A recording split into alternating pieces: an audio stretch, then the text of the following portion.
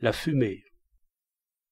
Dès que les mineurs arrivaient du fond du trou, le souffle court et brisé de fatigue, ce qu'ils cherchaient d'abord des yeux était cette tache de vert, là-bas, sur la colline au loin, qui fermait au ponant la vaste vallée.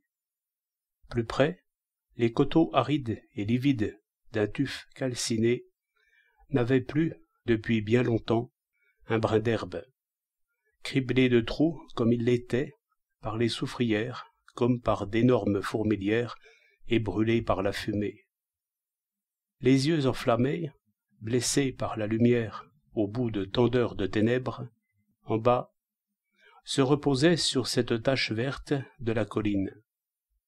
Pour celui qui remplissait de minerais bruts les fours ou les calcheroni, pour celui qui surveillait la fonte du soufre ou s'échinait en dessous des fours même à recevoir, dans les oiseaux qui servent de moule, le soufre brûlé coulant lentement comme un épais cambouis noirâtre, la vue de cette tache verte lointaine soulageait même le mal qu'il avait à respirer, l'âcreté de la fumée qui serrait la gorge, au point de provoquer les étouffements les plus cruels et les fureurs de l'asphyxie. Les carousi jetaient bas le chargement de leurs épaules meurtries et à vif, puis s'asseyaient sur les sacs pour respirer un peu à l'air, tout crottés par les flaques d'eau glaiseuses le long des galeries du trou, ou le long des escaliers glissants aux marches cassées, en se grattant la tête, les yeux fixés sur cette colline, à travers l'haleine vitreuse et sulfureuse qui tremblait au soleil en s'échappant des calcheroni allumés, ou bien des fours. Et ils songeaient à la vie de la campagne, vie heureuse pour eux, en plein air, sous le soleil, et ils enviaient les paysans. Quelle chance ils ont! En somme, cette colline, au loin, était une sorte de pays de rêve. C'est de là que provenait l'huile de leurs lampes, qui avait tant de mal à trouer l'opacité ténébreuse de la soufrière. De là aussi le pain, ce pain tassé et noir, qui les tenait sur leurs jambes toute la journée, malgré leur fatigue de bêtes de somme. De là le vin, seul et unique bien, le soir, ce vin qui leur rendait courage, la force de résister à cette vie maudite, si tant est qu'on pût appeler cela une vie. Ils ressemblaient, sous terre, à autant de morts accablés de besogne. Par contre, les paysans de la colline arrivaient même à cracher, pff, quand ils jetaient les yeux sur les versants de la vallée. C'était là leur ennemi, cette fumée dévastatrice.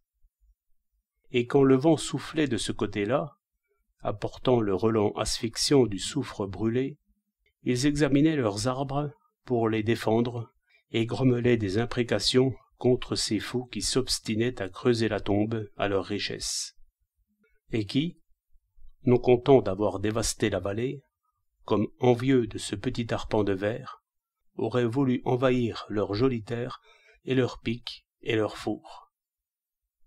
En effet, tout le monde disait que sous la colline, il devait également y avoir du soufre. La cime des crêtes de calcaire silicieux et plus bas la roche crayeuse des affleurements le montraient déjà assez, et les ingénieurs des mines avaient plus d'une fois confirmé le bruit qui courait. Mais les propriétaires de ces champs, bien que tentés avec insistance par des offres copieuses, non seulement n'avaient jamais cédé leur sous-sol en location, mais n'avaient même pas cédé à la tentation d'effectuer eux-mêmes, par simple curiosité, le moindre prélèvement, juste à fleur de terre. La campagne était là, étendue au soleil, comme tout un chacun pouvait la voir, sujette, certes, aux mauvaises années, mais que compensaient aussi les bonnes. La soufrière, par contre, aveugle, et malheur à celui qui y glisserait. Laisser le certain pour l'incertain aurait été une entreprise de dément. Ces considérations, que chacun des propriétaires de la colline ressassait sans arrêt dans l'esprit des autres, tendait à être une sorte d'engagement général à résister, tous unis, à la tentation, car on savait bien que si l'un d'eux cédait et qu'une soufrière surgissait là, au beau milieu, tous en pâtiraient. Alors, la destruction une fois entamée, d'autres bouches d'enfer s'ouvriraient, et, en quelques années, tous les arbres, toutes les plantes mourraient intoxiquées par la fumée. Fini la campagne.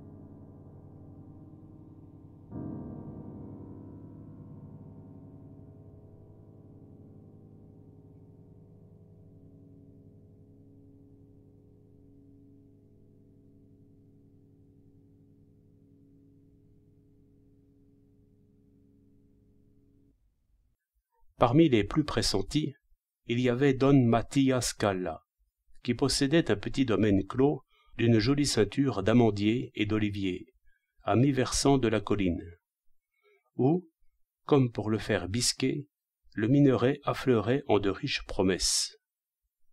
Plusieurs ingénieurs du corps royal des mines étaient venus examiner, étudier ces affleurements, et effectuer des levées.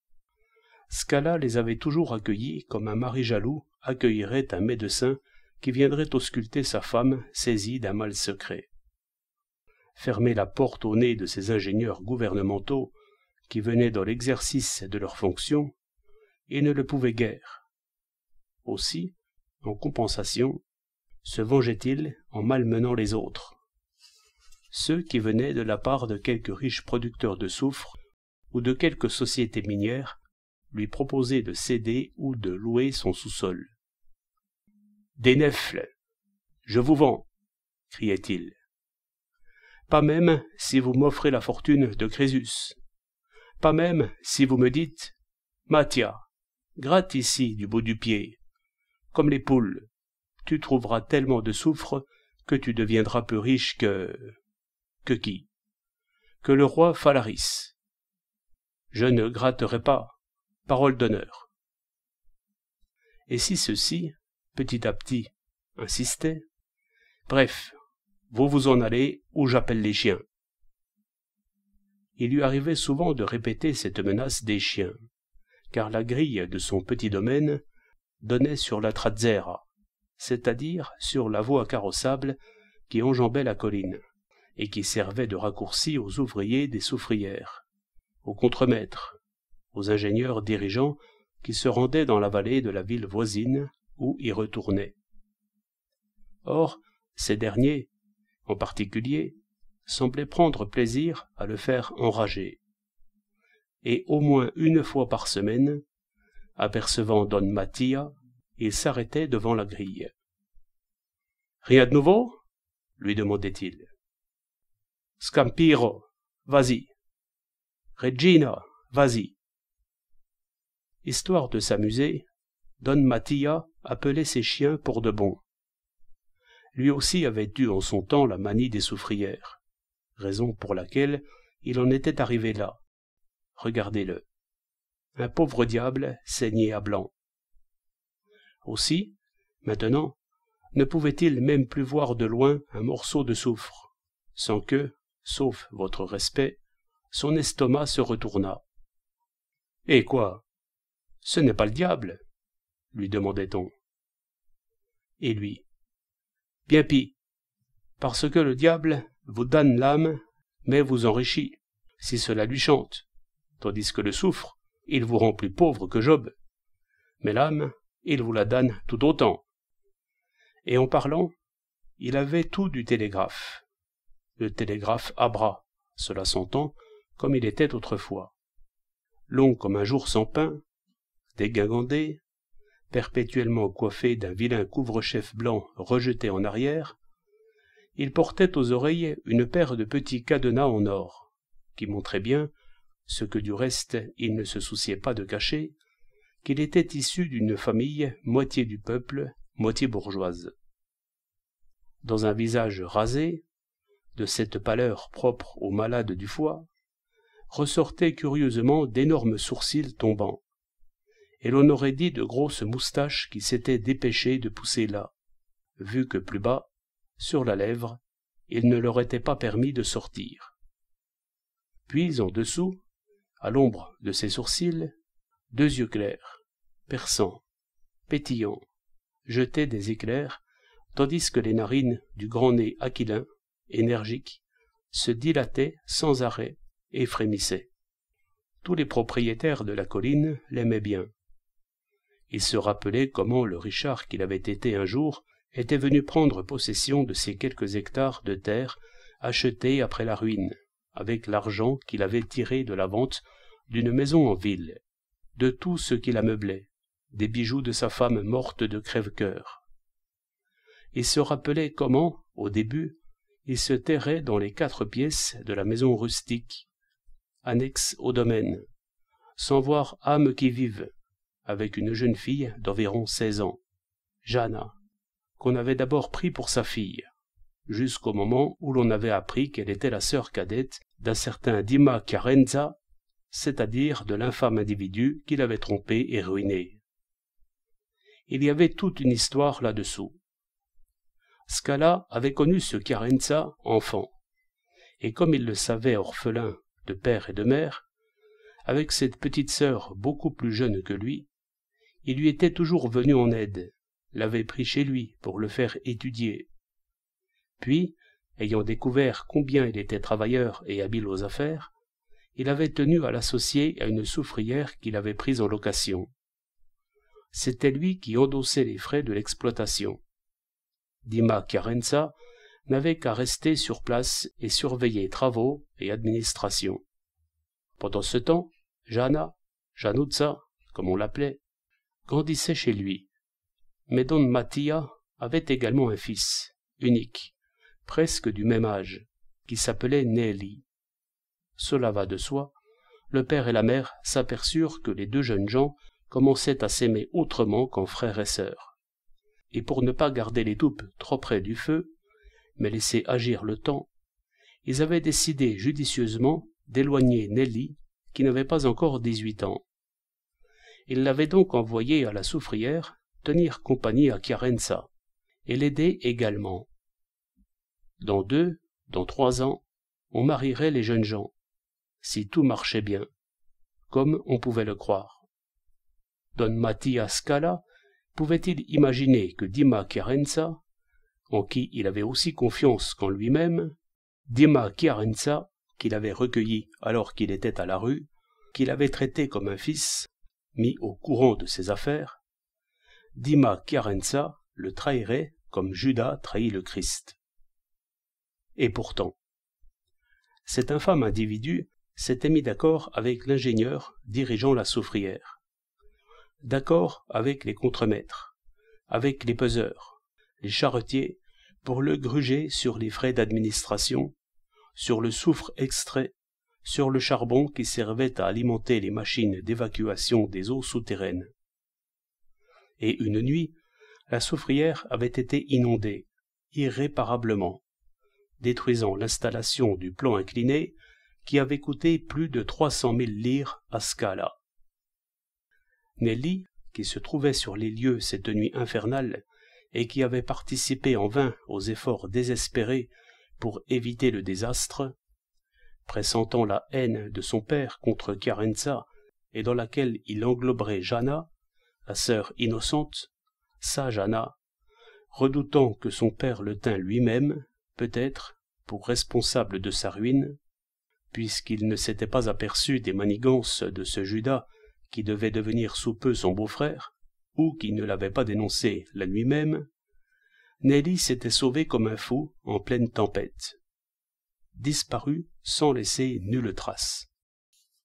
Quelques jours plus tard, sa mère était morte, tendrement assistée par Jana, et Scala s'était retrouvé seul, chez lui, ruiné, ayant perdu sa femme, perdu son fils, seul avec cette jeune fille presque folle de honte et de chagrin, qui s'était serrée contre lui, n'avait jamais voulu le quitter, avait menacé de se jeter par la fenêtre s'il la renvoyait chez son frère. Désarmé par cette fermeté, réprimant la répulsion que sa vue éveillait en lui maintenant, Scala s'était plu à l'emmener avec lui, vêtue de noir comme une fille 2 fois orpheline, dans le petit domaine qu'il venait d'acheter. Avec le temps, sortant peu à peu de son deuil, il échangea 2 ou 3 mots avec ses voisins, et donna de ses nouvelles ainsi que de celles de la jeune fille. « Oh, elle n'est pas à vous ? » ?»« Non, mais c'est tout comme. » Au début, il avait honte de dire qui elle était vraiment. De son fils, il ne parlait jamais. C'était une trop grosse épine dans le cœur. Du reste, quelles nouvelles pouvait-il donner? Il n'en avait pas. La police s'en était occupée, mais sans parvenir à quoi que ce soit. Cependant, au bout de quelques années, Jana, lasse d'attendre sans espoir son fiancé, avait désiré retourner en ville, chez son frère, lequel avait épousé une vieille avec beaucoup de sous, usurière chevronnée, et s'était mis à faire l'usurier à son tour, de sorte qu'il comptait parmi les plus riches du pays. C'est ainsi que Scala était resté seul, là, dans le petit domaine. 8 ans avaient passé, et au moins en apparence, il était revenu à son humeur d'autrefois. Il était lié d'amitié avec tous les propriétaires de la colline qui venaient souvent le voir, le soir tombant, des propriétés voisines.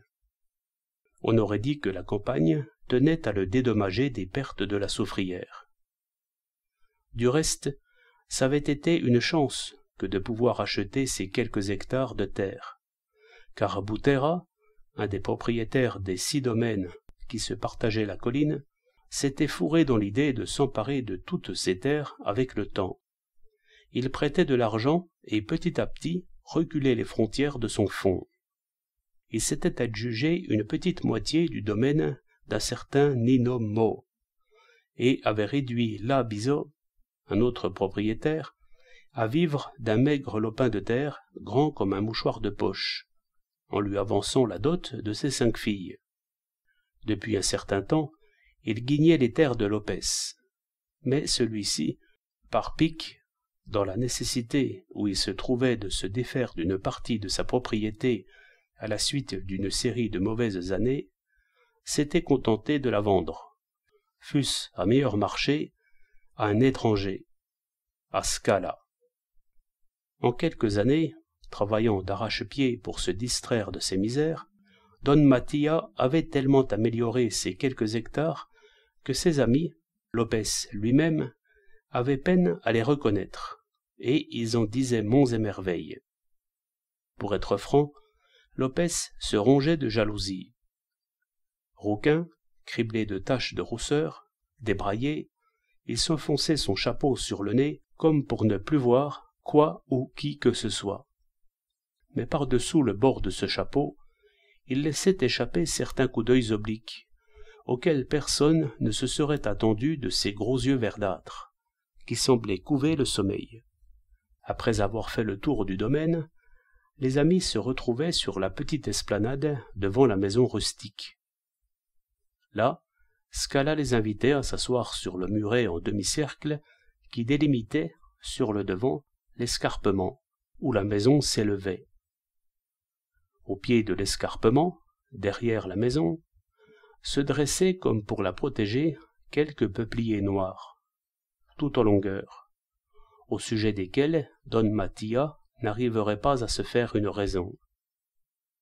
Pourquoi diantre Lopès les avait-il plantés là? « Qu'est-ce qu'ils font là » voulez-vous me le dire? Ils ne donnent pas de fruits, et ils encombrent. Eh bien, vous n'avez qu'à les abattre et à en faire du charbon, lui répondait, indolent, Lopez. Mais Boutéra conseillait.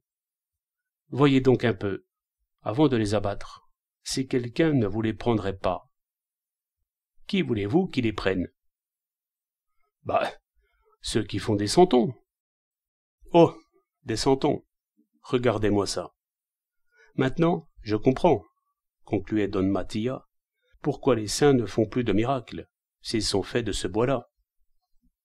L'après-dîner, tous les moineaux de la colline se donnaient rendez-vous sur ces peupliers et leurs pépiments pressés et assourdissants dérangeaient les amis, qui s'attardaient pour parler, comme toujours, des soufrières et des dégâts des entreprises minières. C'était Don Boutéra qui entamait presque toujours la conversation, lui qui, en sa qualité de plus riche propriétaire, était également la plus grosse bedaine de toutes ces contrées. Il était avocat, mais une fois seulement. Peu après avoir été diplômé, il avait essayé d'exercer la profession. Au beau milieu de sa première plaidoirie, il s'était empêtré, égaré, les larmes au bord des paupières, comme un gamin, devant les jurés et la cour. Il avait levé les bras et les poings contre la justice représentée dans la voûte, sa balance à la main, gémissant, exaspéré. « Eh bien, Seigneur Dieu !»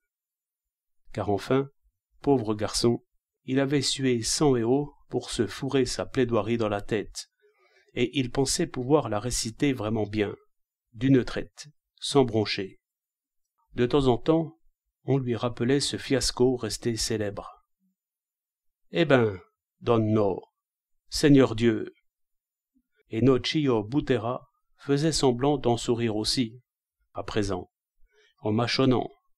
Mais oui, et en se grattant des favoris noirs sur les joues rubicondes de ses mains dodues, ou en s'ajustant sur un nez en pied de marmite, ou sur les oreilles, le pont ou les branches de ses lunettes en or. À vrai dire, on aurait pu rire de son bon cœur, car s'il avait raté son affaire en qualité d'avocat, comme cultivateur et administrateur, allons, il portait pavillon haut. Mais l'homme, c'est connu, l'homme n'est jamais satisfait, et l'on aurait dit que Nocio Boutéra ne se plaisait qu'à une chose, à savoir que d'autres, tout comme lui, avaient connu des échecs dans l'une ou l'autre de leurs entreprises. Il venait chez Scala uniquement pour annoncer la ruine prochaine, ou qui s'était déjà produite de tel ou tel autre, pour en expliquer les raisons et démontrer par là que cela ne lui serait certainement jamais arrivé. Tino Labiso, long comme un jour sans pain et sec comme un coup de trique, tirait de la poche de son pantalon un immense mouchoir à carreaux rouges et noirs, trompettait d'un nez qu'on aurait pris pour un buxin, puis repliait soigneusement le mouchoir, se le repassait sous le nez plusieurs fois avant de le remettre dans sa poche. À la fin, en homme prudent qui ne se laisse jamais échapper des jugements hasardeux, il disait « Cela se pourrait. » « Cela se pourrait. Mais c'est comme ça, » ripostait Nino Mo, qui ne pouvait pas souffrir l'air flegmatique de Labiso. Lopez faisait semblant de surgir de son ennui profond, et de dessous son couvre-chef sur le nez, conseillait d'une voix somnolente. « Laissez parler Don Mattia.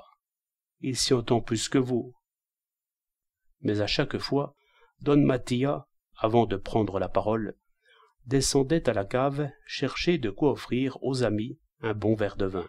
« C'est du vinaigre, empoisonnez-vous. » Il buvait aussi, s'asseyait, croisait les jambes et demandait « De quoi s'agit-il » Nino Mo éclatait, comme d'habitude. « Il s'agit que ce sont tous des bêtes brutes, tous autant l'un que l'autre. » « Qui ?»« Mais tous ces butors, les gens des soufrières.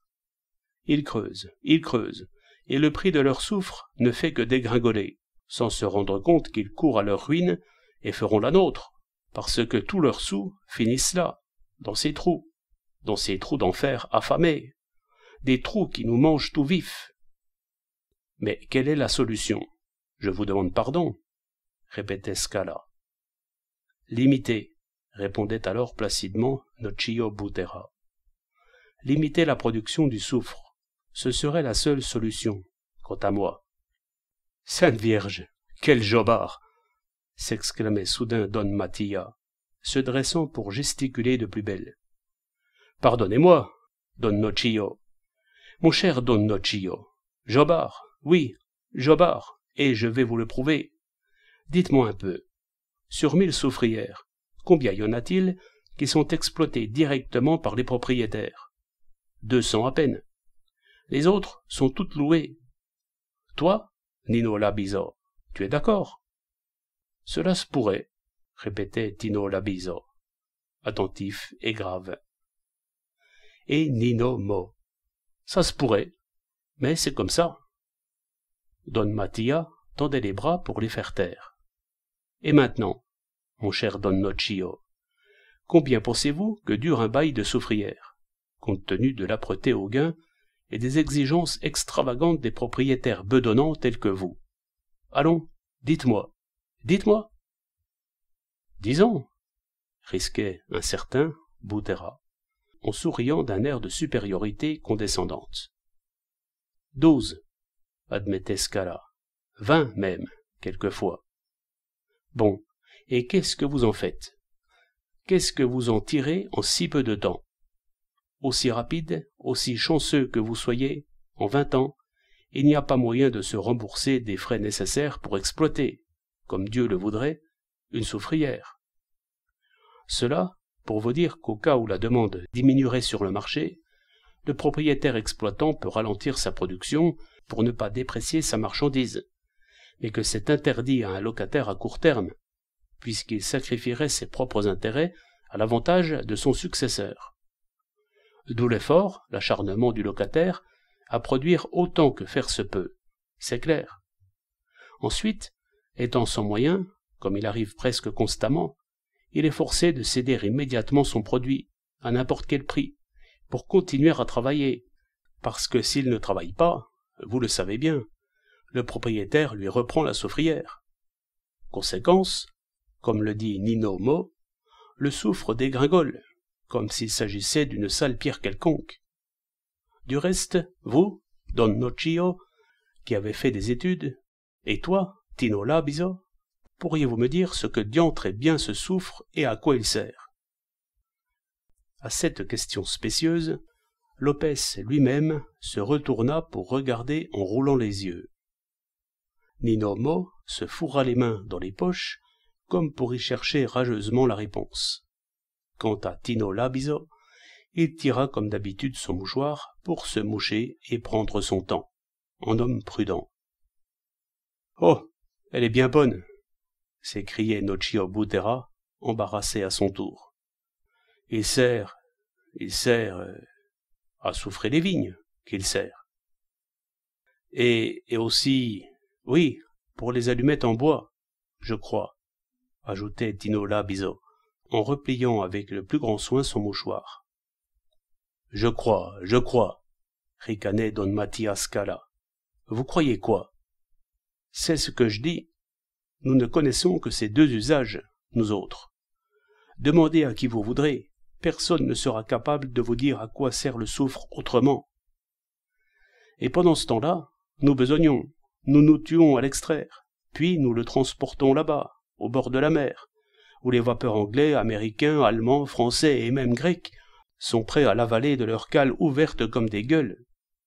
Et là-dessus, un bon coup de sirène et adieu. Qu'en fera-t-on là-bas, dans leur pays? Nul ne le sait, personne ne se soucie de le savoir. Et pendant ce temps, notre richesse, ce qui devrait être notre richesse, coule des veines de nos montagnes éventrées, et nous restons comme des aveugles, comme des nigots, les os brisés de fatigue et les poches vides.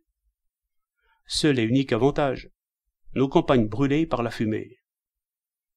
À cette claire, à cette éclatante démonstration de la cécité qui présidait à l'industrie et au commerce de ce trésor que la nature octroyait à leur contrée, et autour de laquelle se nouaient tant d'intrigues, cette bataille de lucre, insidieuse et impitoyable, les 4 amis restaient sans voix, comme accablés sous une condamnation de perpétuelle misère. Alors, Scala, reprenant le premier sujet, commençait à leur représenter tous les autres fardeaux que devait subir un pauvre locataire de soufrière. Il les connaissait tous, lui, puisqu'il en avait fait l'expérience. Tenez, à part le loyer à court terme, l'estalio, c'est-à-dire la cote de loyer à payer en nature, sur le produit brut, au propriétaire du terrain, lequel n'entendait pas savoir s'il était riche ou pauvre, si les zones stériles étaient rares ou fréquentes, si le sous-sol était sec ou déjà envahi par les eaux, si le prix était élevé ou bas, si en somme l'industrie était rémunératrice ou non. À part cet estalio, les impôts de toutes sortes, et puis l'obligation de construire non seulement les galeries pour accéder à la soufrière et pour sa ventilation, ensuite les puits pour l'extraction et l'évacuation des eaux, mais aussi les calcheroni, les fours, les routes et les logements, et tout ce qui peut être nécessaire en surface à l'exploitation de la soufrière. Et toutes ces constructions, à la fin du bail, restaient au propriétaire, qui, par-dessus le marché, exigeait que tout lui soit remis en ordre et en bon état, comme si les frais avaient été à sa charge.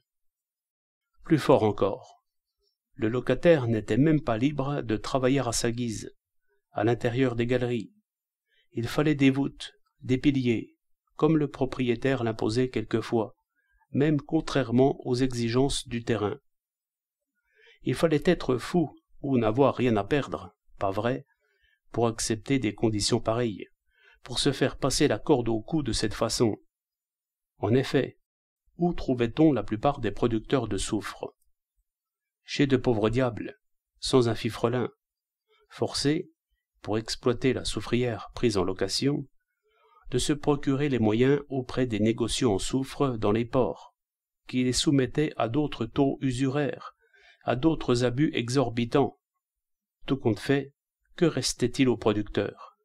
Et comment pourraient-ils donner, eux, un salaire moins désastreux à ces malheureux qui s'esquintaient sans arrêt là-bas, exposés à la mort? Par conséquent, guerre, haine, faim et misère pour tout le monde, pour les propriétaires, pour les piqueurs, pour ces pauvres garçons accablés, écrasés sous un chargement supérieur à leur force, de haut en bas, dans les galeries et dans les escaliers du trou. Quand Scala finissait et que les voisins se levaient pour s'en retourner dans leur demeure rurale, la lune, haute dans le ciel et quasi égarée, comme si elle n'appartenait pas à cette nuit-là, mais était la lune d'un jadis enfoui dans le temps, après le récit de tant de misère, éclairant les 2 versants de la vallée, en faisait apparaître plus morne et plus lugubre encore la désolation. Et chacun d'eux, en s'acheminant, pensait que là, sous ces versants éclairés de cette lumière blafarde, à 200 mètres sous terre, il y avait des gens qui s'époumonaient encore à creuser, pauvres piqueurs ensevelis au fond, à qui il n'importait guère qu'il fasse jour ou qu'il fasse nuit, car pour eux il faisait toujours nuit.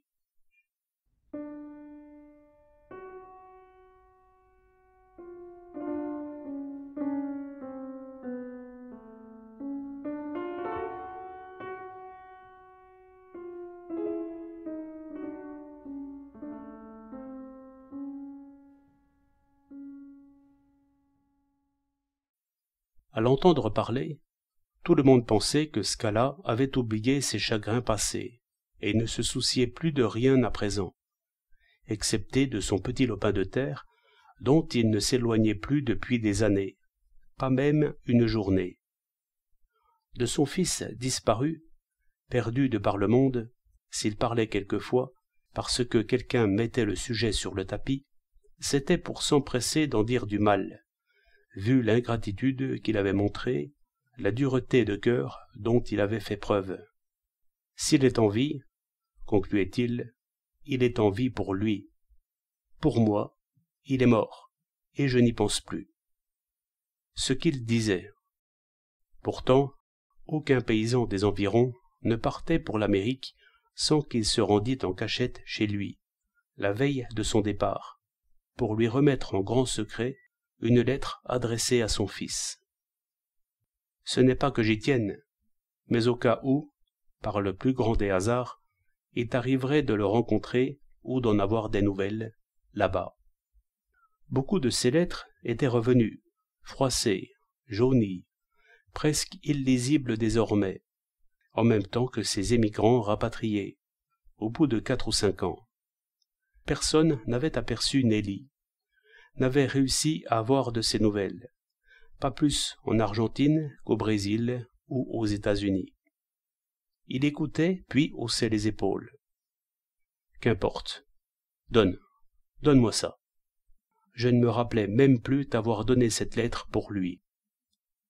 Il se refusait à montrer aux étrangers la misère de son cœur, le leur où il sentait le besoin de persister encore, à savoir que son fils pouvait être là-bas en Amérique, dans quelque endroit écarté, qu'il pouvait un jour ou l'autre rentrer, quand il viendrait à apprendre que lui-même s'était adapté à de nouvelles conditions de vie et qu'il possédait une propriété où il vivait tranquillement, en l'attendant.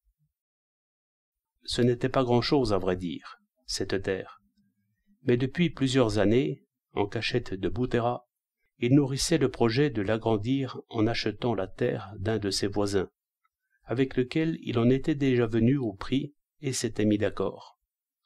Que de privations, que de sacrifices ne s'était-il pas imposé pour mettre de côté de quoi réaliser son projet.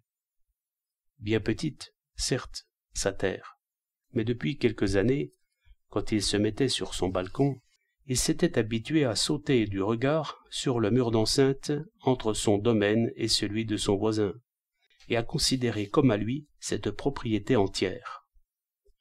La somme convenue une fois amassée, il n'attendait plus qu'une chose, que son voisin se décidât à signer le contrat et à déménager. Cela durait depuis des siècles, pour Scala. Mais la malchance voulait qu'il ait affaire à ce fichu individu. Ne confondons pas. Gentil, tranquille, accommodant, bien élevé, ce Don Filippino lo Cicero, mais sans aucun doute l'esprit légèrement dérangé. Il lisait du matin au soir des bouquins en latin, et vivait seul à la campagne avec une guenon dont on lui avait fait cadeau. Cette guenon s'appelait Tita. Elle était vieille et phthisique par-dessus le marché. Don Filippino la soignait comme un enfant, la caressait, se pliait à tous ses caprices sans jamais se rebiffer. Il causait avec elle toute la journée, dans la certitude d'être compris. Et quand la maladie l'attristait et qu'elle grimpait sur le bois du lit, son endroit préféré, il s'installait dans son fauteuil et commençait à lui lire un passage ou l'autre des géorgiques ou des bucoliques. Titire, tupatulae. Si ce n'est que certains sursauts d'admiration des plus drôles interrompaient par intervalles cette lecture. À une phrase ou l'autre, une expression ou l'autre, parfois même à un simple mot, dont lo Cicero entendait l'exquise propriété ou goûtait la douceur, il posait le livre sur ses genoux, baissait les paupières et se mettait à dire à toute vitesse « C'est beau, beau, beau, beau !» en s'abandonnant petit à petit sur le dossier de son fauteuil, comme s'il s'évanouissait de plaisir. Alors, Tita descendait du chalit et montait sur sa poitrine, anxieuse, consternée. Don Filippino la prenait dans ses bras et lui disait, au comble de la joie, « Écoute, Tita, écoute, comme c'est beau, beau, beau, beau !» Or, Don Mattia Scala désirait ardemment sa propriété. Il était pressé. Il commençait à en avoir par-dessus la tête, et il avait raison. La somme convenue était prête, et notez que cet argent aurait été fort utile à Don Filippino. Mais, juste ciel, comment goûter en ville la poésie pastorale et champêtre de son divin Virgile? Patientez un petit peu, mon cher Mattia. La première fois que Scala l'avait entendu répondre ainsi, Il avait écarquillé les yeux tant qu'il pouvait. Vous vous moquez ou vous parlez sérieusement? Se moquer? Il parlait le plus sérieusement du monde, Don Filippino. Mais voyez, il y avait des choses que Scala ne pouvait pas comprendre. Et puis il y avait Tita, qui s'était accoutumée à vivre à la campagne et qui n'aurait peut-être pas pu s'en passer, pauvre petite. Les belles journées, Don Filippino la menait se promener, un peu en la faisant marcher tout doucement, un peu en la portant comme une petite enfant. Ensuite, il s'asseyait sur une pierre au pied d'un arbre. Alors, Tita grimpait aux branches, et, se suspendant par la queue, elle essayait de saisir la petite toque de son maître par son pompon, ou de lui ôter sa perruque, ou de lui arracher le Virgile des mains. « Reste tranquille, Tita, reste tranquille, je t'en prie, pauvre Tita. » Pauvre, oui, pauvre, puisqu'elle était condamnée, chère petite bête. Et Mattia Scala devait donc patienter quelque peu. « Attends au moins, lui disait Don Filippino, que cette pauvre bête s'en aille. Puis la campagne sera à toi. Ça te va? » Mais un an s'était écoulé, et cette sale bête ne se décidait pas à crever. « Si nous cherchions à la guérir, au contraire, lui dit un jour Mattia Scala. J'ai une recette, je ne te dis que ça. Don Filippino le regarda en souriant, mais non sans anxiété, et demanda « Tu te moques de moi ?»« Ma foi non. Sérieusement. Je la tiens d'un vétérinaire qui a étudié à Naples, très compétent. Si cela se pouvait, mon cher Mattia. Alors, vous allez faire ça. Prenez la valeur d'1 litre d'huile fine. Vous en avez de l'huile fine, vraiment fine. J'en achèterai, même si je devais la payer du sang de mon propre père. Bon, la valeur d'1 litre. Mettez-la à bouillir avec 3 gousses d'ail. De l'ail? 3 gousses. Écoutez-moi bien. Quand l'huile commence à frissonner, avant qu'elle bouille, éloignez-la du feu. Alors, prenez une bonne poignée de farine de Majorque et jetez-la dedans. De la farine de Majorque? De Majorque, oui, monsieur.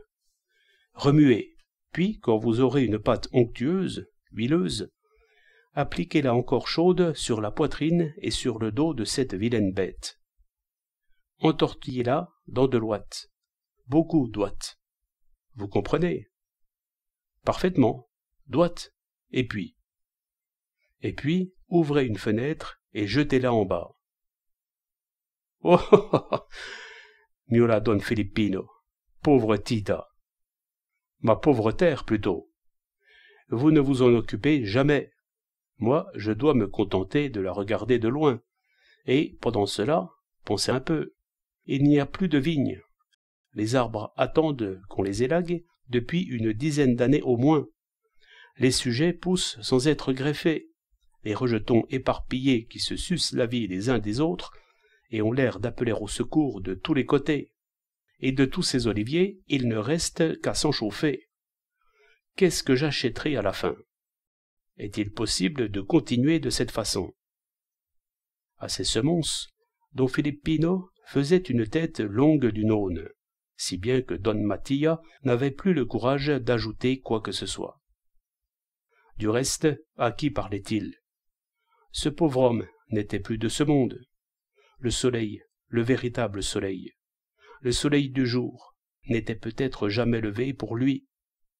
Pour lui, c'étaient encore les soleils du temps de Virgile qui se levaient.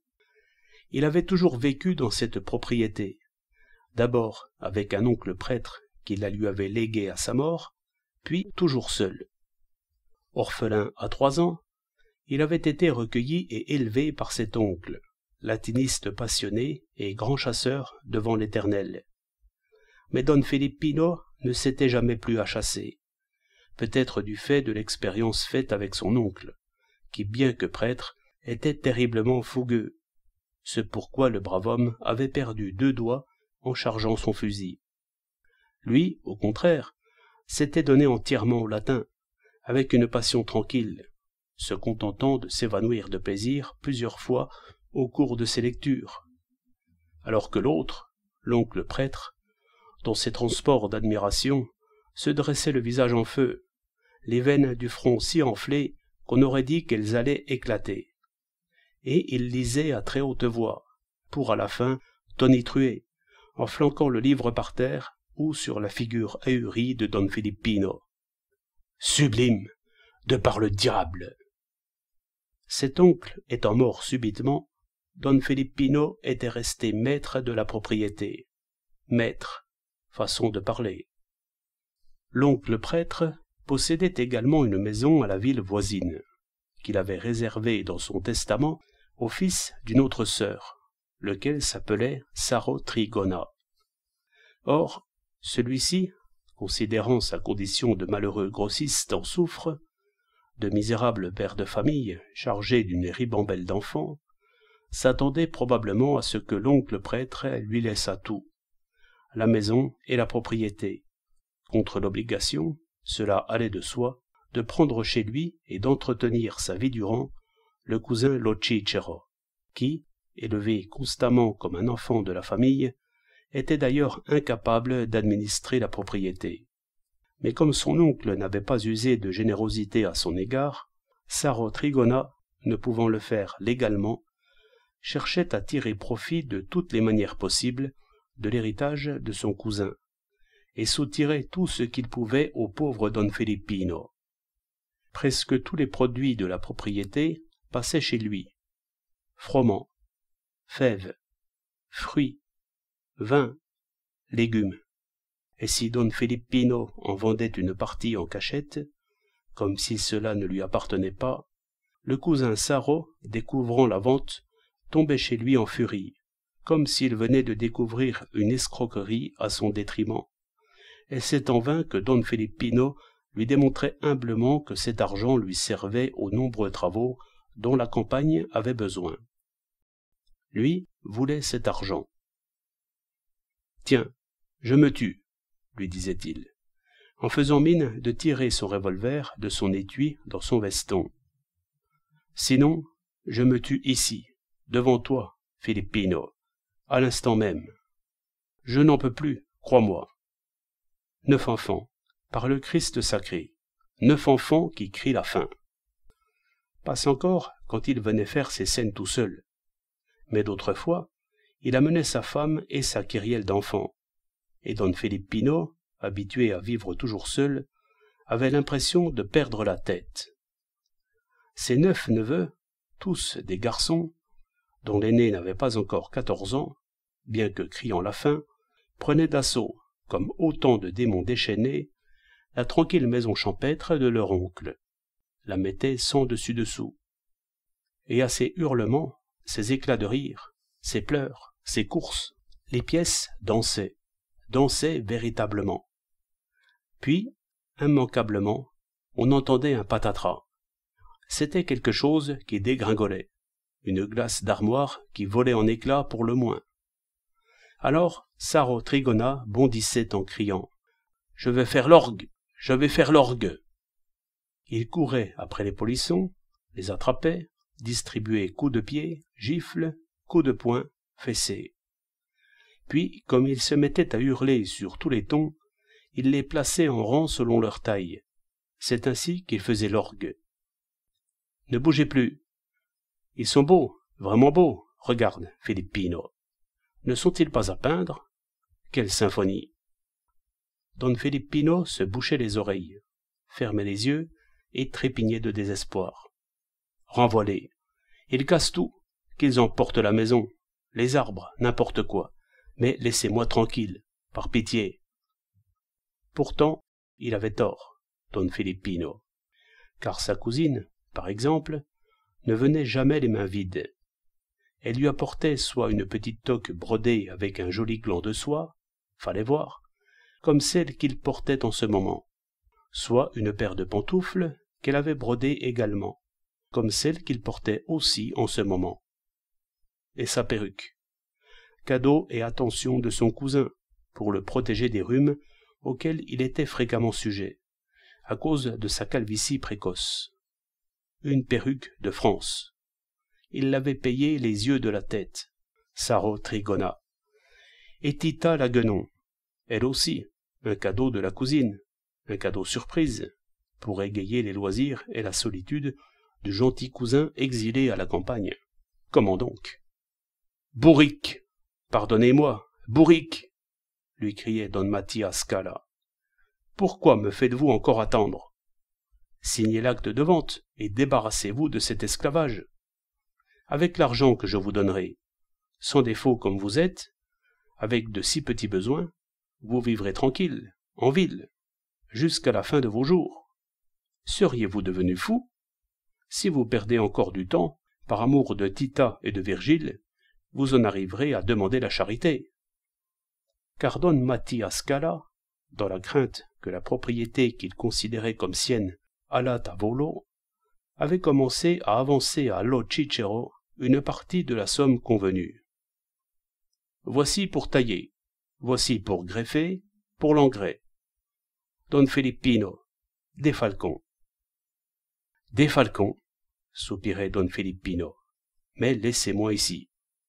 En ville, à côté de ces démons, je mourrai au bout de 48 heures. Aussi bien, je ne te porte pas ombrage. N'es-tu pas le maître, mon cher Mattia? Tu peux faire ce que bon te semble. Je ne te dis jamais rien. Il suffit que tu me laisses tranquille. Oui, mais en attendant, lui répondait Scala, les bénéfices, c'est votre cousin qui les palpe. Que t'importe? Lui faisait observer Lo Cicero.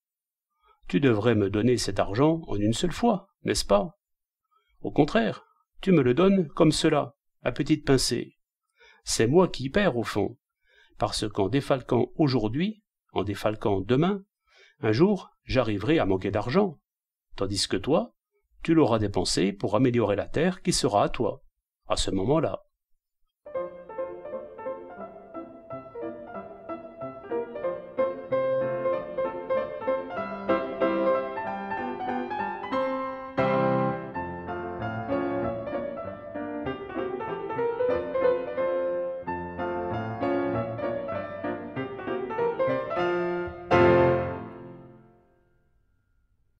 Le raisonnement de don Filippino était probant sans aucun doute. Mais quelle assurance Scala avait-il, en attendant, de cet argent dépensé dans cette propriété? Et si don Filippino venait à disparaître, brusquement, Dieu nous en garde, sans avoir le temps et le moyen de signer l'acte de vente? Contre le peu de choses qui lui reviendraient, Saro Trigona, son unique héritier, reconnaîtrait-il les avances et l'accord antérieur avec son cousin? Le doute perçait de temps à autre dans l'esprit de don Mattia, mais il pensait qu'à vouloir forcer don Filippino à lui céder sa propriété, à vouloir le mettre au pied du mur au sujet de cet argent avancé, il courrait le risque de s'attirer cette réponse: « À la fin, personne ne t'a forcé à me l'avancer. Quant à moi, la propriété pouvait bien rester comme elle était, et même aller à l'abandon.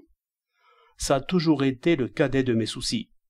Tu ne peux tout de même pas me mettre à la porte de chez moi, si je ne veux pas. » En outre, Scala songea qu'il avait affaire à un honnête homme, incapable de faire du mal, même à une mouche. Quant au danger de le voir mourir subitement, ce danger n'existait pas. Sans mauvaises habitudes, il vivait si frugalement, bon pied bon œil, qu'il pouvait fort bien vivre 100 ans. Du reste, le terme du délai était fixé à la mort du singe, qui n'aurait pas dû se faire attendre longtemps à présent. Au bout du compte, c'était une jolie chance que de pouvoir acheter cette terre à un prix si modique. Il n'avait qu'à se taire et garder confiance. Il lui convenait même de garder sous la main le domaine, moyennant cet argent qu'il y dépensait au fur et à mesure, tranquillement et comme bon lui semblait. Le vrai propriétaire, en ce cas, c'était lui, et il s'y tenait, pouvait-on dire, plus souvent que dans sa propre propriété. Faites ceci, faites cela. Il commandait. La terre s'améliorait, et il ne payait pas d'impôts. Que demander de plus? le pauvre Don Mattia pouvait s'attendre à tout, sauf à ce que cette maudite Guenon, qui lui en avait fait tant voir, lui joue un dernier tour de sa façon. Scala avait coutume de se lever avant le jour, pour surveiller les préparatifs des travaux établis la veille au soir avec son commis. Par exemple, il n'entendait pas que celui-ci, qui devait élaguer les arbres, refasse 2 ou 3 fois l'aller et retour du coteau à la maison, pour venir chercher l'échelle, pour la pierre à affûter la serpe, ou la hache, pour l'eau ou pour le déjeuner. Il n'avait qu'à s'en aller muni et pourvu exactement de tout, afin de ne pas perdre de temps. Ta gargoulette, tu l'as? De quoi manger avec ton pain? Tiens, je te donne un oignon. Dépêche-toi, vite. Ainsi passait-il avant que le soleil se lève dans le domaine de Lo Cicero.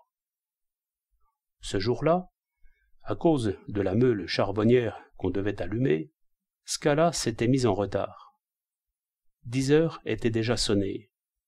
Pourtant, la porte de Don Filippino restait fermée, chose insolite. Don Mattia frappa, personne ne répondit. Il refrappa, en vain. Il leva les yeux sur le balcon et aux fenêtres, encore fermées pour la nuit. Du nouveau, pensa-t-il en se dirigeant vers les communs pour prendre des nouvelles auprès de la femme du commis. Mais là aussi, il trouva tout fermé. Le domaine semblait abandonné. Alors, Scala mit ses 2 mains en porte-voix et, tourné vers les champs, appela très fort le commis. Celui-ci se manifesta peu après du bas du coteau, et Don Mattia lui demanda si Don Filippino était là, avec lui. Le commis répondit qu'il ne l'avait pas vu. Alors, non sans une certaine appréhension, Scala se remit à frapper à la porte, appela à plusieurs reprises « Don Filippino! Don Filippino !» et n'obtenant aucune réponse, ne sachant à quoi penser, il se mit à frotter son gros nez frémissant. La veille au soir, il avait laissé son ami en bonne santé. Par conséquent, malade, il ne pouvait l'être. Du moins, au point de ne pas pouvoir quitter le lit 1 minute. Mais peut-être, oui, voilà. Il avait oublié d'ouvrir les fenêtres des chambres sur le devant, et il était parti dans les champs avec la Guenon. Ne voyant personne de garde chez le commis, il avait sans doute fermé la porte. Cette réflexion l'apaisant, il se mit à le chercher à travers champs, s'arrêtant par intervalles, çà et là, quand de son œil expert et prévoyant d'agriculteur, il apercevait à la volée une mesure à prendre, et, par intervalles aussi, il l'appelait. « Don Filippino! Ohé, Don Filippino !» Il finit par arriver au bas du coteau où le commis piochait la vigne avec 3 journaliers. « Don Filippino, qu'est-ce que vous en avez fait?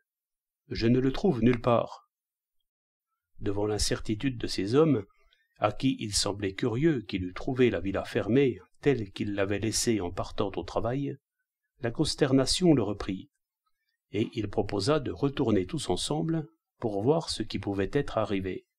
« J'ai compris. Tous en manche mal ce matin. »« Quand diantre, lui ?» réfléchissait le commis. « Généralement si matinal. »« C'est la Guenon qui ira mal, vous allez voir, » dit l'un des journaliers. Il la tient dans ses bras et il n'a pas voulu bouger pour ne pas la déranger. Pas même quand il a entendu que je l'appelais comme je l'ai fait. Je ne sais combien de fois, observa Don Mattia. Allons donc, il a dû lui arriver quelque chose. Arrivés sur le terre-plein devant la maison, les 5 hommes, à tour de rôle, s'évertuèrent à l'appeler. Inutilement. Ils firent le tour de la maison, et côté tramontane, ils trouvèrent une fenêtre au volet ouvert. Ils reprirent courage. « Ah !» s'écria le commis. « Il a ouvert finalement. C'est la fenêtre de la cuisine. »« Don Filippino !» cria Scala. « Bon sang de bon sang ! ne nous faites pas enrager comme ça. Ils attendirent un bon moment, le nez en l'air. Ils recommencèrent à l'appeler sur tous les tons. À la fin, Don Mattia, au comble de la consternation et de la fureur, prit une résolution. Une échelle. Le commis courut chez lui et revint peu après avec l'échelle. Je monte, dit Don Mattia, pâle et frémissant comme toujours, en écartant tout le monde. Une fois arrivé à la hauteur de la fenêtre, il ôta son chapeau, y fourra le poing et cassa une vitre pour ouvrir la fenêtre et sauter à l'intérieur. L'âtre, là, à la cuisine, était éteint. On n'entendait aucun bruit.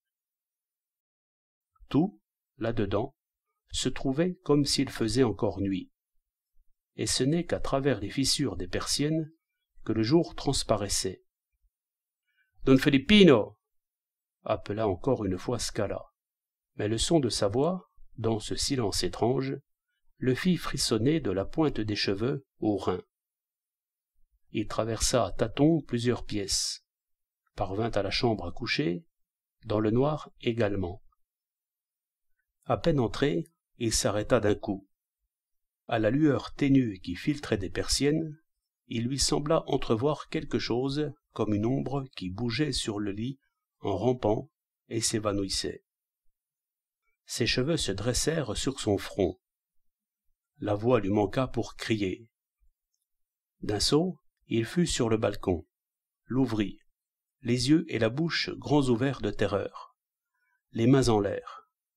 Sans souffle, sans voix, tremblant, recroquevillé sur lui-même par la frayeur, il courut à la fenêtre de la cuisine. « Vite, vite, montez!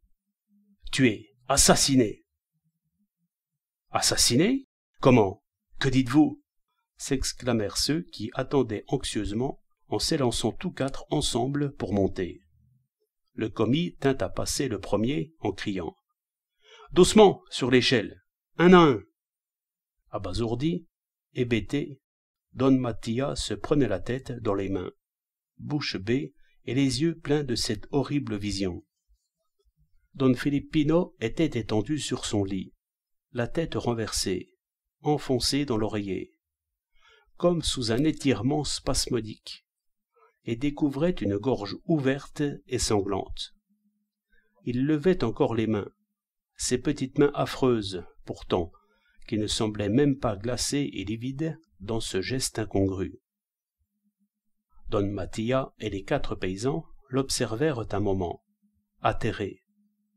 Brusquement, les cinq sursautèrent à un bruit provenant de dessous le lit. Ils se regardèrent dans les yeux, puis l'un d'eux se pencha pour regarder. « La guenon !» fit-il dans un soupir de soulagement, et il eut presque envie de rire. Alors, les autres se penchèrent à leur tour.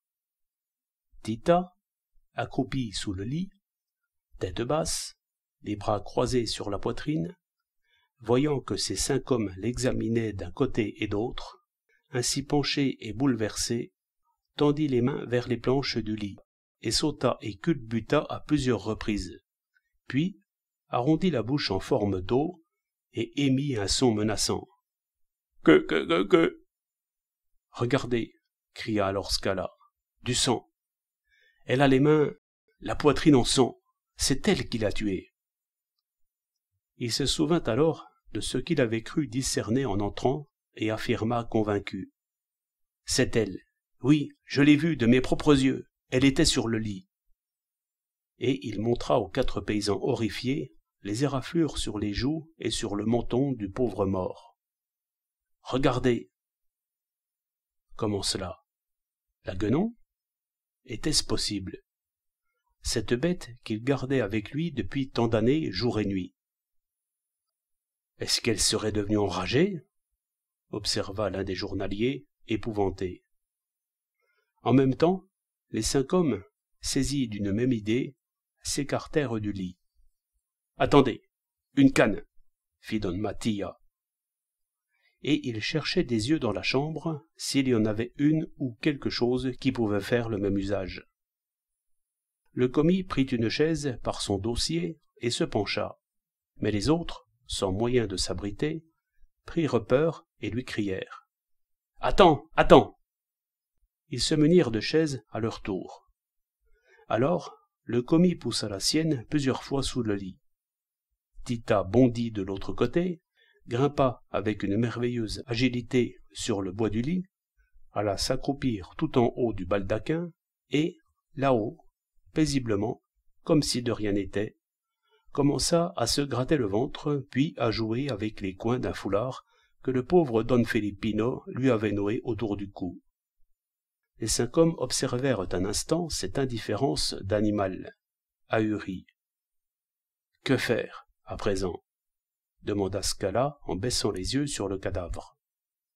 Mais à la vue de cette gorge déchirée, il détourna le regard. « Si on le couvrait de son drap ?»« Non, non, » fit immédiatement le commis. « Que votre seigneurie veuille bien m'écouter. Il faut le laisser tel qu'il est. Je suis d'ici, de la maison, et je ne veux pas de tintouin avec la justice, moi. De même, vous serez tous mes témoins. »« Qu'est-ce qui vous prend ?» s'écria Don Mattia en haussant les épaules. Mais le commis répondit, les bras tendus comme pour se parer. « On ne sait jamais avec la justice, patron. Nous sommes de pauvres gens, nous autres, et avec nous, je me comprends. »« Je pense, au contraire, » cria Don Mattia exaspéré, « je pense que celui-ci, pauvre fou, est mort en idiot, à cause de son idiotie, et que moi, plus fou et plus idiot que lui, me voici bel et bien ruiné. Oh, mais vous êtes tous témoins, vous autres, que j'ai dépensé mon bel argent dans cette terre. Vous le direz. Maintenant, allez avertir ce brave individu de Saro Trigona et le commissaire et le délégué communal qu'ils viennent voir les prouesses de cette maudite bête, hurla-t-il, dans un soubresaut et en lançant son couvre-chef sur la guenon. Tita l'attrapa au vol, l'examina attentivement, s'en frotta la figure comme pour se moucher, puis se le fourra sous elle et s'assit dessus. Les autres paysans, à leur corps défendant, éclatèrent de rire.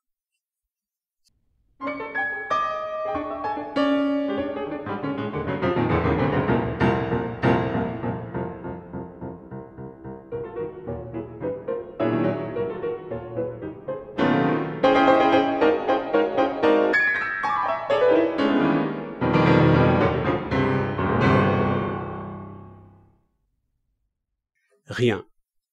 Pas une ligne de testament, ni la moindre annotation dans un registre quelconque ou sur un bout de papier volant. Et comme si ce dommage ne suffisait pas, par surcroît, Don Mattia avait à essuyer les quolibets de ses amis. Et oui, en effet, parce que Nocio Butera, par exemple, s'était toujours imaginé que lo Cicero mourrait de cette façon, tué par sa guenon. Toi, Tino Labiso, qu'en dis-tu, hein? Cela se pouvait, n'est-ce pas? Quelle bête, quelle bête, quelle bête! Et des 2 mains, Don Mattia s'enfonçait son vieux chapeau jusque sur les yeux, trépignant de rage. Tant que son cousin ne fut pas enterré, après les constats du médecin et du commissaire de police, Saro Trigona se refusa à l'écouter, protestant que ce malheur ne lui permettait pas de parler d'affaires. Et Don Scala épanchait sa bile en cachette. Bien sûr, comme si ce n'était pas lui qui avait offert la guenon, exprès. Il devrait lui faire frapper une médaille en or à cette guenon, et l'ingrat, au contraire, l'a fait fusiller. Exactement, fusiller, le lendemain, bien que le jeune médecin et le commissaire aient trouvé une charmante explication au crime inconscient de la bête. Tita, phthisique, sentait le souffle lui manquer, probablement aussi à cause de ce foulard noué autour du cou, un peu étroitement peut-être, à moins que ce ne soit elle qui l'ait serré en essayant de le dénouer. Eh bien, peut-être avait-elle sauté sur le lit pour montrer à son maître que le souffle lui manquait, là, à la gorge, et elle la lui avait serré. Puis, vu son oppression, comme elle ne parvenait pas à reprendre sa respiration, exaspérée, peut-être s'était-elle mise à creuser de ses dents, là, dans la gorge de son maître. Et voilà, C'était une bête, à la fin. Pouvait-elle comprendre? Et le commissaire, plissant le front, le crâne chauve, rouge, en sueur, avait opiné du chef gravement, à la rare perspicacité du jeune médecin, tellement gentil. Bref, une fois le cousin enterré et la guenon fusillée, Saro Trigona se mit à la disposition de Don Mattia Scala. Cher Don Mattia, causons. Il y avait peu à causer. Scala, de son débit tout en saccade, lui exposa brièvement ses accords avec l'Ocicero, et comment, dans l'attente jour après jour de la mort de cette maudite bête, pour en prendre possession, il avait depuis plusieurs saisons dépensé dans le domaine, avec le consentement de l'Ocicero en personne, bien entendu, plusieurs milliers de lires, qui devaient conséquemment être soustraites de la somme convenue. C'était clair, hein? Tout à fait clair, répondit Trigona, qui avait écouté avec componction le récit de Scala, acquiesçant de la tête gravement, très gravement, tout comme le commissaire. Tout à fait clair. Et moi, de mon côté, cher Don Mattia, je suis disposé à respecter ces accords. Je suis grossiste en soufre, vous le savez. Quelle sale époque. Pour placer un stock de soufre, il faut rien de moins que le bon Dieu s'en mêle. La commission s'en va en timbre et en télégramme. Cela pour vous dire que, vu ma profession, je serais incapable de m'occuper de la propriété dont je ne saurais vraiment pas quoi faire. Et puis, comme vous le savez, cher Don Mattia, j'ai 9 enfants, tous des garçons, qui doivent aller en classe. Plus bêtes l'un que l'autre, mais ils vont en classe. Par conséquent, je suis obligé d'habiter en ville. Mais venons-en à nous. Il y a un hic, cher Don Mattia. Malheureusement, il y a un hic. Un gros. 9 enfants, disions-nous, et puis vous ne savez pas, vous ne pouvez pas vous faire une idée de ce qu'il me coûte. En chaussures, simplement. À quoi bon vous faire des comptes? Vous deviendriez fou. C'est pour vous dire, cher Don Mattia, ne me dites plus, cher Don Mattia, par pitié, tonna Scala, irrité par cette interminable tirade qui ne menait à rien. Cher Don Mattia, ça suffit. Finissons-en. Cette guenon m'a déjà trop fait perdre de temps, et Don Filippino aussi. Eh bien, voilà, reprit Trigona sans perdre son flegme. Je tenais à vous dire que j'ai toujours été obligé de recourir à certains messires. Que Dieu nous en préserve, pour... Je m'explique, et cela va de soi. Ils m'ont passé la corde au cou. Vous savez qui porte la bannière dans notre pays pour ces sortes d'opérations? Dima Carenza, s'écria immédiatement Scala, se dressant d'un bond. Blême. Il flanqua son chapeau par terre, se lissa furieusement les cheveux, puis, une main derrière la nuque, roulant les yeux et pointant l'index de l'autre main, comme une arme vers Trigona. Vous, ajouta-t-il. Vous, chez ce criminel, chez cet assassin, qui m'a dévoré tout vif, combien vous a-t-il prêté? Attendez, je vais vous le dire, répondit Trigona, d'un calme dolent, un bras tendu. Pas moi, puisque ce criminel, comme vous le dites très bien, n'a jamais voulu entendre parler de mon affaire. Alors, Don Filippino? Demanda Scala en se couvrant le visage des 2 mains, comme pour ne pas voir les mots qui lui sortaient de la bouche. Laval, soupira Trigona en hochant la tête amèrement. Don Mattia se mit à arpenter la pièce, s'exclamant, les mains en l'air. Perdu. Je suis perdu, perdu. Attendez, répéta Trigona, ne jetez pas le manche après la cognée. Voyons s'il n'y a pas moyen de s'en sortir, d'arranger les choses. Combien pensiez-vous donner à Filippino pour la propriété? Moi, cria Scala, en s'arrêtant brusquement, les mains sur la poitrine. 18 000 lires. Moi, content. Il y a environ 6 hectares de terre. 3 salmés, exactement selon nos mesures. 6 000 lires la salma, comptant. Dieu sait ce que j'ai peiné pour les mettre de côté. Et maintenant, l'affaire m'échappe. On me coupe l'herbe sous le pied. Une terre que je considérais déjà comme à moi.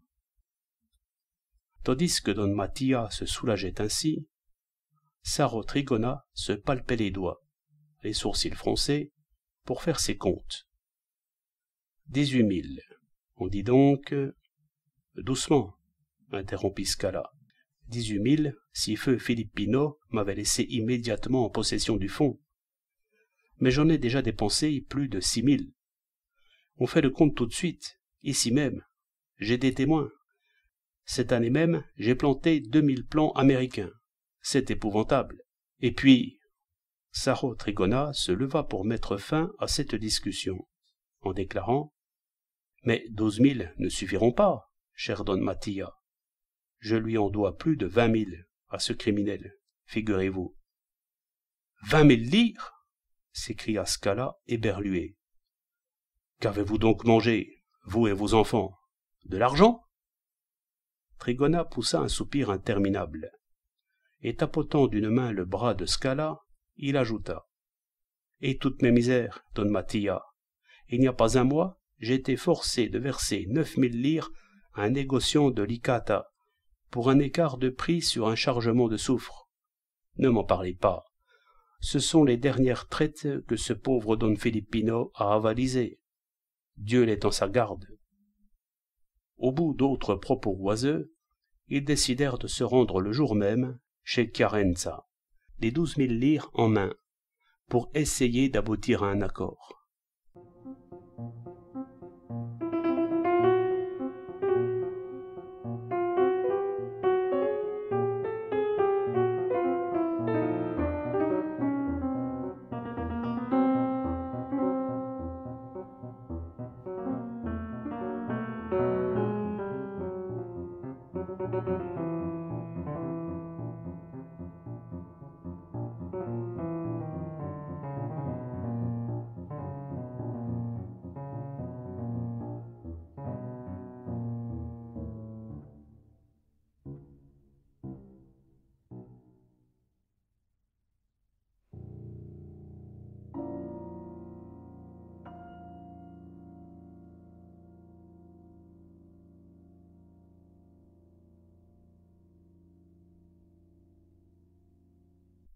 La maison de Dima Chiarenza s'élevait sur la place principale du pays. C'était une maison à l'ancienne, à 2 étages, noircie par le temps, devant laquelle on voyait souvent les étrangers s'arrêter, munis de leurs appareils photographiques, anglais ou allemands, qui venaient visiter les soufrières, ce qui causait une certaine surprise, mêlée de moquerie et de commisération aux habitants de l'endroit, pour lesquels cette maison n'était qu'une sombre bicoque décrépite qui gâchait l'harmonie de la place, avec la maison communale en face, au stuc si brillant qu'on l'aurait dite en marbre, et majestueuse par surcroît, avec son portique à 8 colonnes. La cathédrale par ici, la Banca Commerciale par là, avec, au rez-de-chaussée, un splendide café d'un côté et de l'autre le cercle de compagnie. D'après les membres du cercle, la municipalité aurait dû prendre une mesure contre cette turpitude, en obligeant au moins Chiarenza à ravaler sa maison de façon décente. Cela n'en serait que mieux pour lui, disait-il. Cela le débarbouillerait un peu, car depuis qu'il était entré dans cette maison, son visage avait pris le même ton. Cependant, ajoutait-il, pour être juste, c'était sa femme qui la lui avait apportée en dot, cette maison, et lui, en proférant le oui sacramentel, s'était sans doute obligé à respecter cette double antiquité. Don Mattia Scala et Saro Trigona trouvèrent dans la vaste antichambre presque sombre une vingtaine de paysans, tous vêtus de même, peu ou prou, d'un gros complet de drap bleu foncé, chaussés de godillots à clous en cuir brut, coiffés d'un bonnet noir en tricot avec un petit gland au bout. Quelques-uns portaient des boucles d'oreilles. Tous, puisque c'était dimanche, rasé de frais. Annoncez-moi, fit Trigona au domestique, assis à côté de la porte, devant une petite table entièrement criblée de chiffres et de noms. Attendez un moment, répondit le domestique, qui regardait Don Scala stupéfait, car il connaissait sa vieille inimitié pour son maître. Don Labiso y est. Lui aussi, le malheureux, marmonna Don Mattia en observant les paysans qui attendaient, aussi stupéfaits que le domestique, de sa présence dans cette maison. Peu après, à leur mine, Scala pouvait aisément déduire lequel, parmi eux, venait solder une dette ou n'apportait qu'une partie de la somme empruntée, et avait déjà dans les yeux la prière qu'il adresserait à l'usurier pour qu'il patiente jusqu'à la fin du mois prochain quant au reste, lequel n'apportait rien et semblait écrasé sous la menace de la faim, car Chiarenza le dépouillerait de tout et le jetterait à la rue sans pitié. Tout à coup, la porte du bureau s'ouvrit, et Tino Labiso, le visage cramoisi, presque violacé, les yeux lustrés comme s'il avait pleuré, déguerpit sans regarder qui que ce soit, son grand mouchoir à carreaux rouges et noirs à la main, emblème de son infortunée prudence. Scala et Trigona entrèrent. Avec sa seule fenêtre grillagée qui donnait sur une ruelle étroite, la pièce aussi était sombre. En plein jour, Chiarenza était obligé de garder sur sa table une lampe allumée qu'abritait un petit écran vert.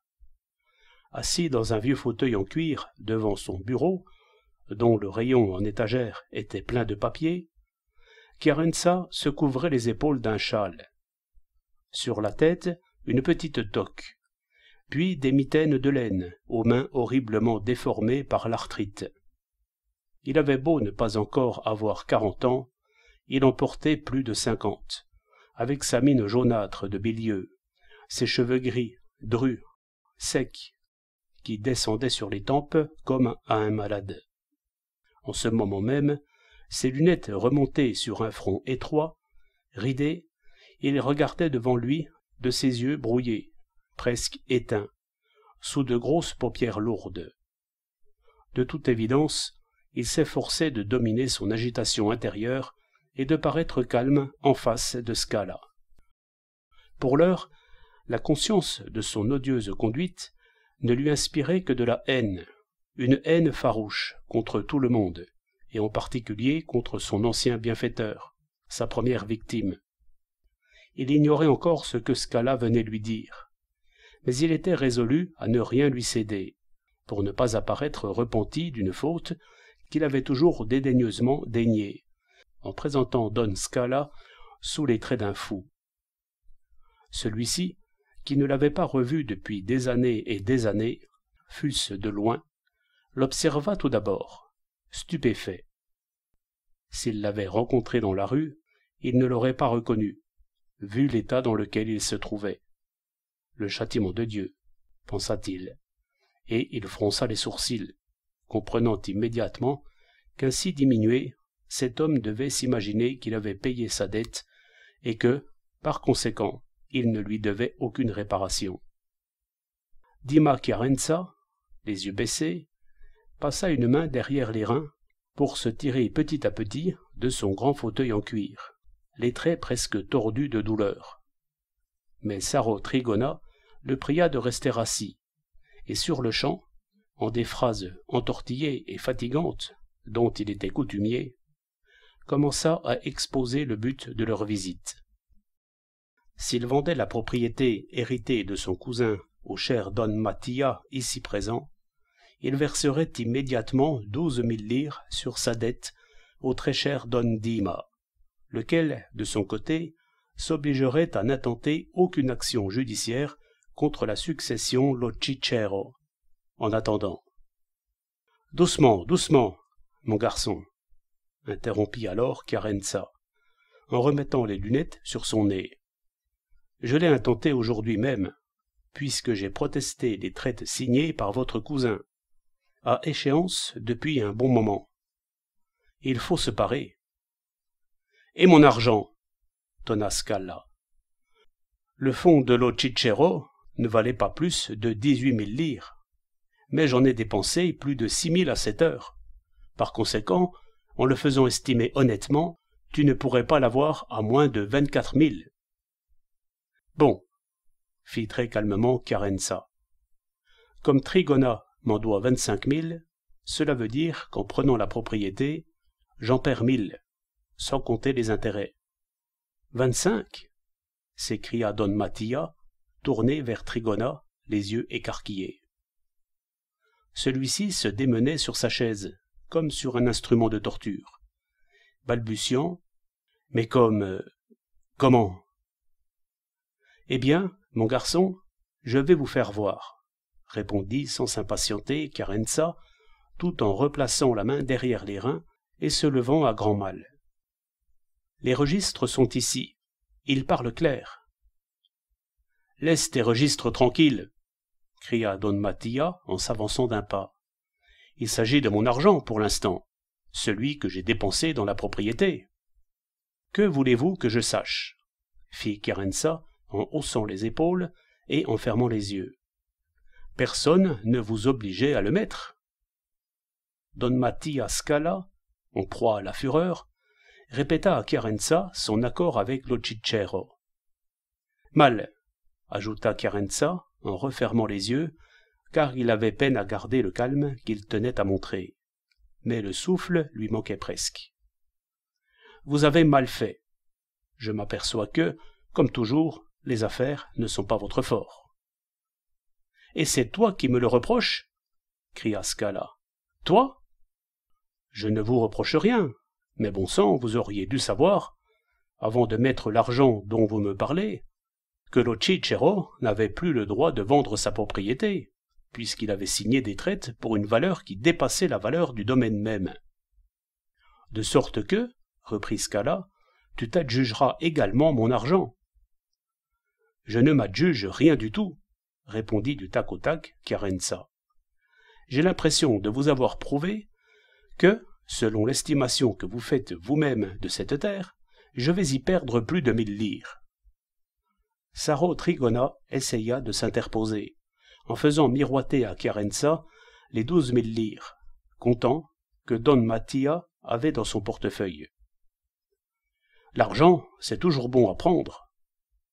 Puis il s'envole, ajouta promptement Carenza. Le meilleur emploi de l'argent, de nos jours, est dans la terre, sachez-le, mon cher. Les traites, des armes de guerre à double tranchant. La rente monte et descend. La terre, par contre, est là, et elle ne bouge pas. Don Mattia acquiesça, et, changeant de ton et de manière, il parla de son long amour pour ce domaine contigu, ajoutant qu'il ne saurait jamais se faire à l'idée de se le voir souffler, après tant de privations qu'il s'était imposées. Que Carenza se contente donc, pour le moment, de l'argent qu'il avait sur lui. Il aurait le reste jusqu'au dernier centime. C'est lui qui le lui donnerait et non pas Trigona.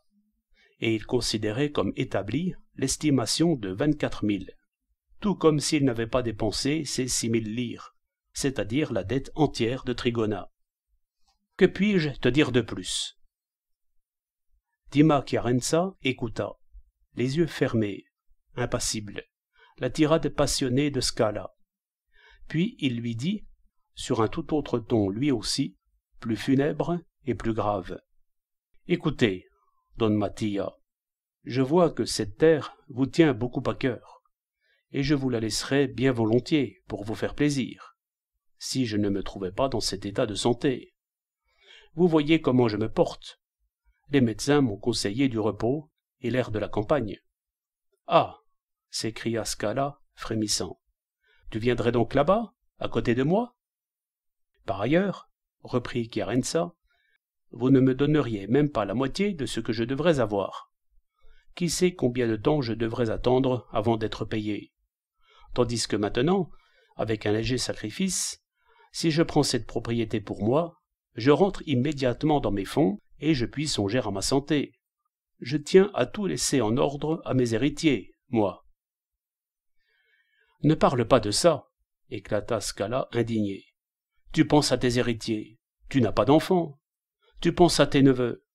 juste à présent? Tu n'y as jamais pensé. Dis-moi donc franchement, je suis décidé à te faire du mal, comme je t'en ai toujours fait. Ah, cela ne te suffisait pas d'avoir détruit ma famille, d'avoir presque tué ma femme et obligé mon fils à disparaître, de désespoir. Cela ne te suffisait pas de m'avoir réduit à la misère, en récompense du bien que tu avais reçu. Tu veux maintenant m'ôter cette terre, la terre où j'ai sué sang et eau. Mais pourquoi cet acharnement? Qu'est-ce que je t'ai fait? Je n'ai même pas dit ouf après ta trahison de Judas. J'avais à penser à ma femme que je perdais à cause de toi, à mon fils disparu à cause de toi. De preuves matérielles du vol, je n'en avais pas, pour te faire arrêter. Par conséquent, motus. Aussi, je suis parti là-bas, sur ces 3 arpents de terre, pendant qu'ici, au pays, tout le monde, d'une voix unanime, t'accusait, te criait « Voleur, Judas !» Pas moi, mais il y a un bon Dieu, tu sais, et il t'a puni. Regarde tes mains de voleur, dans quel état elles sont. Tu les caches? Tu es mort, et tu t'obstines encore à me faire du mal? Oh, mais, tu sais, cette fois, non, tu n'y arriveras pas. Je t'ai dit les sacrifices que je serais disposé à faire pour cette terre. Venons-en au fait. Réponds. Veux-tu me la laisser? Non, cria rageusement Carença, torve, bouleversé. Alors, ni toi ni moi. Et Scala s'engagea vers la porte. Que ferez-vous? Demanda Carença, encore assis, ouvrant les lèvres sur un rictus morne. Scala se retourna, leva une main en un geste violent de menace, et répondit, en le regardant fièrement dans les yeux. « Je te brûlerai. »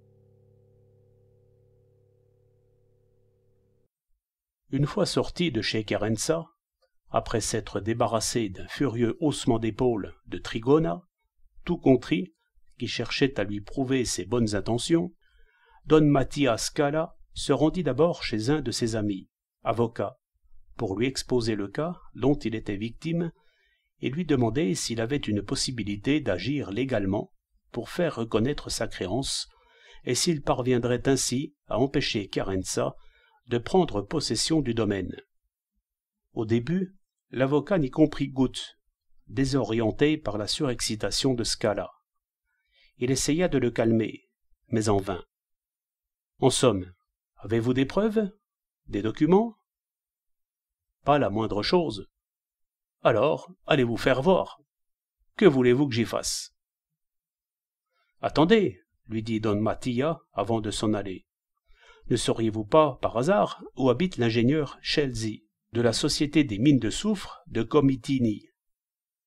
L'avocat lui indiqua la rue et le numéro de la maison. Et Don Mattia, désormais résolu, y alla tout droit.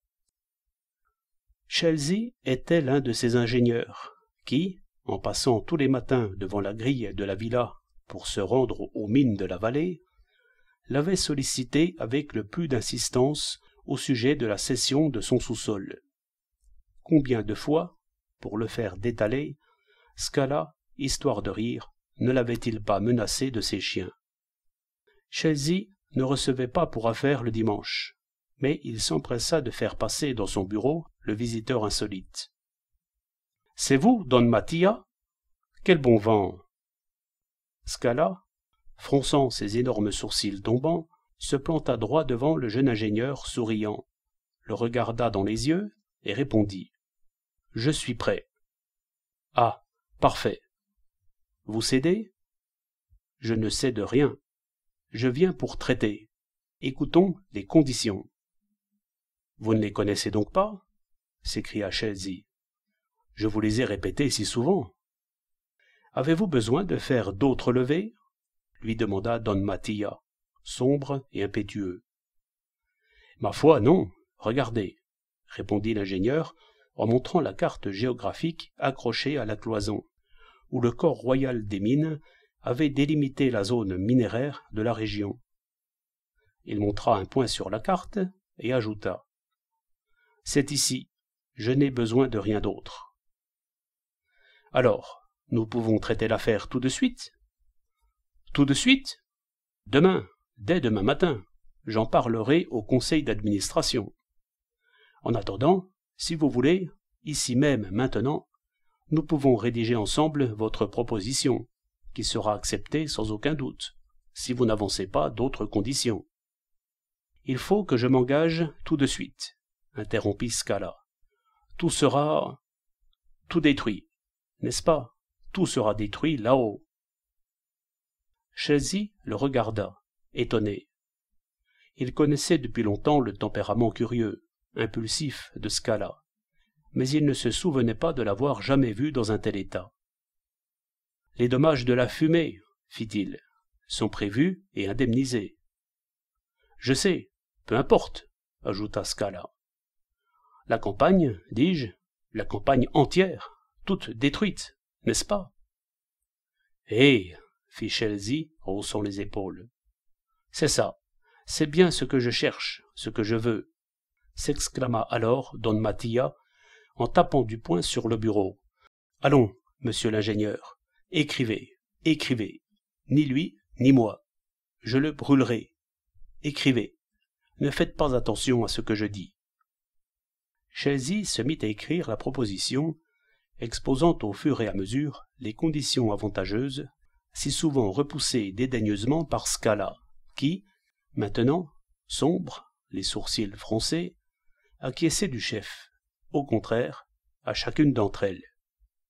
La proposition une fois couchée sur le papier, l'ingénieur Chelsea fut incapable de résister au désir de connaître le pourquoi de cette résolution si soudaine, si inattendue. « Une mauvaise année ? » ?»« Ma foi, non, » lui répondit Scala. « C'est celle qui viendra quand vous aurez ouvert la mine. » Alors Chelsea soupçonna que Don Mattia avait reçu de tristes nouvelles de son fils disparu.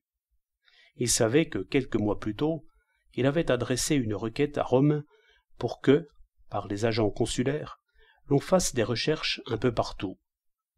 Mais Chelsea se refusa à appuyer sur cette touche douloureuse. Avant de s'en aller, Scala recommanda de nouveau à Chelsea de presser l'affaire avec le plus de sollicitude possible. « Tambour battant, ficelez-moi bien. » Mais il fallut bien 2 jours pour la délibération du conseil de la Société des Soufrières, pour rédiger l'acte chez le notaire et pour l'enregistrer. 2 jours affreux pour Don Mattia. Il ne mangea pas, ne dormit pas, demeura comme dans un délire continu, de ci, de là, derrière Chelsea, à qui il ne cessait de répéter « Ficelez-moi bien, ficelez-moi bien. » « Soyez sans crainte, » lui répondait en riant l'ingénieur. « Maintenant, cela ne nous échappe plus. » À la fin, une fois le contrat de cession signé et enregistré, Don Mattia sortit comme un fou de l'étude du notaire. Il courut à la remise des chevaux à la sortie du pays, où il avait laissé sa jument en arrivant, 3 jours plus tôt. Il l'enfourcha et hop là! Le soleil se couchait. Le long de la grande route poussiéreuse, il tomba sur une longue file de chariots chargés de soufre, provenant des lointaines soufrières de la vallée, au-delà de la colline que l'on n'apercevait pas encore, et qui se rendaient, lents et pesants, à la gare, en bas du pays. Du haut de sa jument, Scala lança un regard de haine à tout ce soufre qui grinçait et craquait sans arrêt aux chocs et aux embardées des chariots sans ressort. À leur vue, la nausée de Don Mattia redoubla. On ne voyait que du soufre partout dans ce pays. Le soufre était même dans l'air qu'on respirait, coupait la respiration et brûlait les yeux. Finalement, à un coude de la route, la colline toute verte apparut. Le soleil l'assiégeait de ses derniers rayons. Scala y fixa ses regards et serra les rênes dans son poing, jusqu'à se faire mal. Il lui sembla que le soleil saluait une dernière fois le vert de la colline. Peut-être ne verrait-il plus jamais la colline, du haut de cette route, comme il la voyait à présent. Dans 20 ans, ceux qui viendraient derrière lui, à cet endroit même de la route, ne verraient plus qu'un coteau chauve, grillé, livide, criblé de trous par les soufrières. Et moi, où serais-je ? Pensa-t-il en éprouvant une impression de vide qui le ramena immédiatement à la pensée de son fils lointain, perdu, vagant de par le monde, à condition qu'il soit encore de ce monde. Une poussée d'émotion eut raison de lui. Ses yeux s'emplirent de larmes. Pour lui, il avait trouvé la force de se relever de la misère où Chiarenza l'avait jeté, ce voleur infâme qui lui ôtait sa terre à présent. « Non, non !» rugit-il entre les dents à la pensée de Chiarenza. « Ni lui ni moi. » Et il éperonna sa jument, comme pour voler là-bas, et détruire d'un seul coup la campagne qui ne pouvait plus être à lui. Le soir tombait déjà, quand il parvint au pied de la colline. Il dut la contourner un moment avant de s'engager dans le chemin. Mais la lune était levée, et l'on aurait dit que, petit à petit, il faisait plus jour.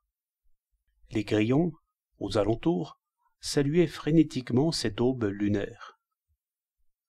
En traversant les champs, Scala se sentit mordre par un remords poignant, en songeant aux propriétaires de ses biens, tous des amis, qui ne soupçonnaient en rien sa trahison, à cette heure. Oh, sous peu, cette belle campagne disparaîtrait. Pas un brin d'herbe ne pousserait, et lui, il aurait été le dévastateur de la verte colline. Il revint en pensée au balcon de sa propre maison, revit les bornes de son bien exigu, pensa que ses yeux devraient s'arrêter là, sans escalader ce mur d'enceinte et mesurer du regard la propriété d'à côté. Et il se sentit comme en prison, presque sans air, sans liberté, dans son petit champ, avec son ennemi qui viendrait habiter là. Non et non. Détruire, détruire, ni lui ni moi, que tout brûle. Et il lança un regard sur les oliviers, la gorge serrée d'angoisse. Ces oliviers centenaires, au tronc gris puissant, abattus, immobiles, comme absorbés dans un rêve mystérieux à la clarté lunaire. Il imagina toutes ces feuilles si vivantes pour l'heure se recroqueviller aux premiers souffles acides de la soufrière, telle une bouche d'enfer ouverte. Puis elles tomberaient, puis les arbres dénudés noirciraient, intoxiqués par la fumée des fours. La hache, alors, du bois de chauffage, tous ces arbres. La lune montant, une brise légère se leva. Alors, les feuilles de tous ces arbres, comme si elles sentaient leur condamnation à mort, s'agitèrent comme sous un frisson très long qui se transmit dans le dos de Don Mattia Scala, courbé sur sa jument blanche.